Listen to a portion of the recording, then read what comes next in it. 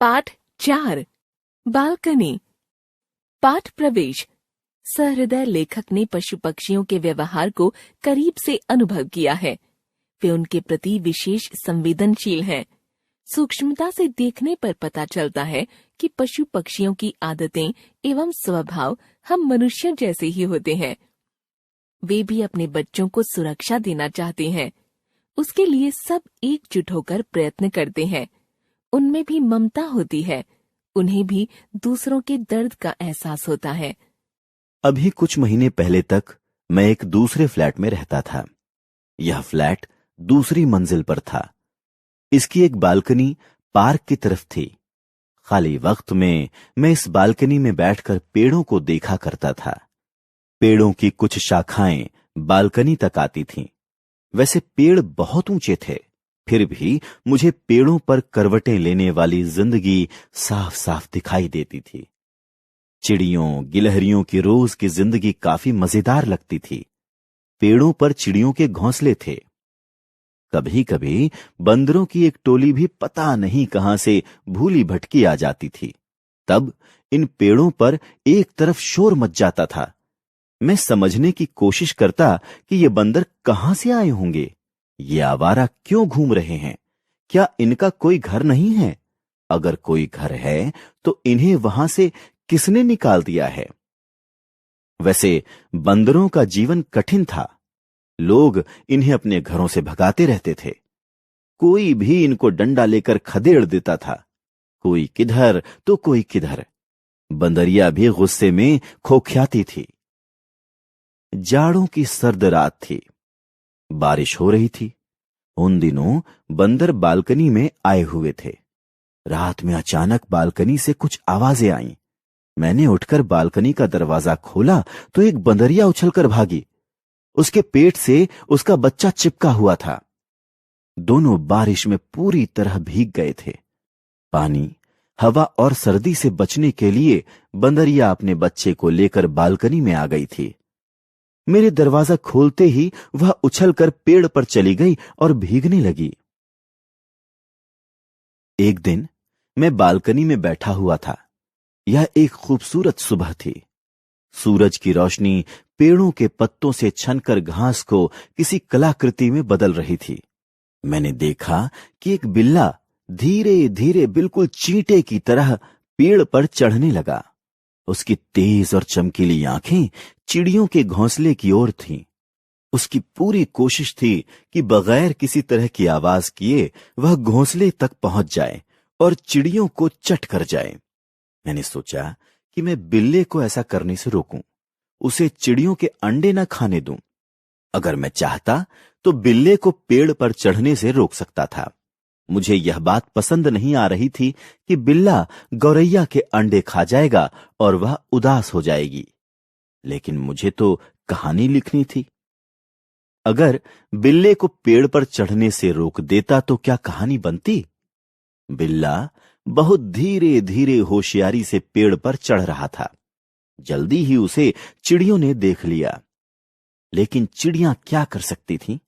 बिल्ले के पास जाती तो उनकी खैर न थी और बिल्ले को रोकने के लिए उसके पास तो जाना ही पड़ता। 4-5 चिड़ियां बिल्ले के ऊपर ची ची कर उड़ने लगीं। बिल्ले ने उनकी तरफ लापरवाही से देखा और धीरे धीरे घोंसले की तरफ बढ़ता रहा। चिड़ियों की आवाज सुनकर जल्द ही वहां और चिड़ियां आ गईं। अब बिल्ले के सिर के ऊपर 10-12 चिड़ियां ऊंची आवाज में ची ची करने लगीं। बिल्ले का आत्मविश्वास कुछ कम होने लगा। दूसरी तरफ चिड़ियों की तादाद और बढ़ गई। ची ची की आवाज लगातार बढ़ने लगी। यकीन था कि बिल्ला ऊपर चढ़ता जाएगा, क्योंकि चिड़ियां सिर्फ शोर मचाकर उसे रोक नहीं पाएंगी। लेकिन बिल्ला बिना रुके ही मुड़ा। उसके चेहरे पर ऐसे भाव आए कि जैसे कोई बुरा काम करते वक्त पकड़ लिया गया हो। वह नीचे उतरने लगा और कहीं चला गया। सर्दियां खत्म होने वाली थीं। सूरज का रंग बदलने लगा था। घास पर पड़ी ओस जल्दी गायब हो जाती थी। अचानक एक दिन शोर मचा, बंदर आ गए, बंदर आ गए। मैंने बालकनी से देखा। बंदरों का वही परिवार था जो पहले भी आता रहा था, वही फिर से आधमका था। इस परिवार में एक मोटा ताजा कुछ डरावना सा बंदर था। एक बंदरिया और उसके पेट से चिपका एक छोटा सा बच्चा था।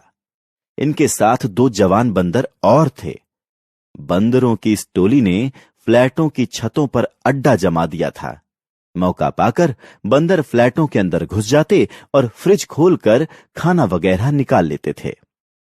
हमारे फ्लैट में कंचन नाम की एक लड़की काम करती थी। वह बंगाल के किसी गांव से आई थी और ठीक से हिंदी नहीं बोल पाती थी। मैं उसके साथ बंगाली बोलने की कोशिश किया करता। मेरा बंगाली ज्ञान तोमी अमार तक ही सीमित था, लेकिन वह बंगाली लड़की मेरी हिम्मत बढ़ाने की हर कोशिश करती थी। एक दिन कंचन रसोई में कुछ काम कर रही थी। वह बालकनी का दरवाजा बंद करना भूल गई थी। हम लोग घर पर नहीं थे।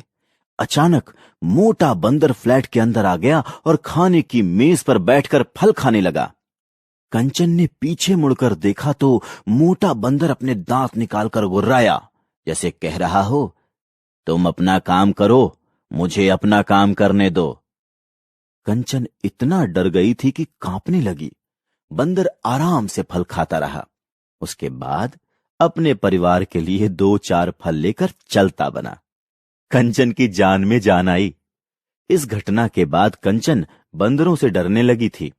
मैंने उसके लिए फ्लैट में एक डंडा भी लाकर रख दिया था। सोचा था कि अगर कभी बंदर आ गया तो कंचन के पास कुछ तो होना चाहिए। एक दिन कंचन आई और बोली, मैं बंदरों के बारे में गलत सोचती थी, ये बहुत अच्छे होते हैं। कैसे? मैंने पूछा। आप जानते हैं बिल्ली ने बच्चे दिए हैं ना? कंचन ने पूछा।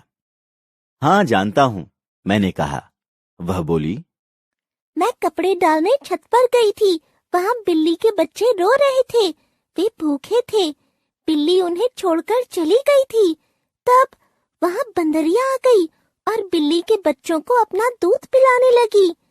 भला ऐसा कौन करता है? मैं कंचन को देखने लगा। फिर बालकनी में चला गया कि शायद बंदरिया दिखाई दे जाए। लेखक असगर वजाहत।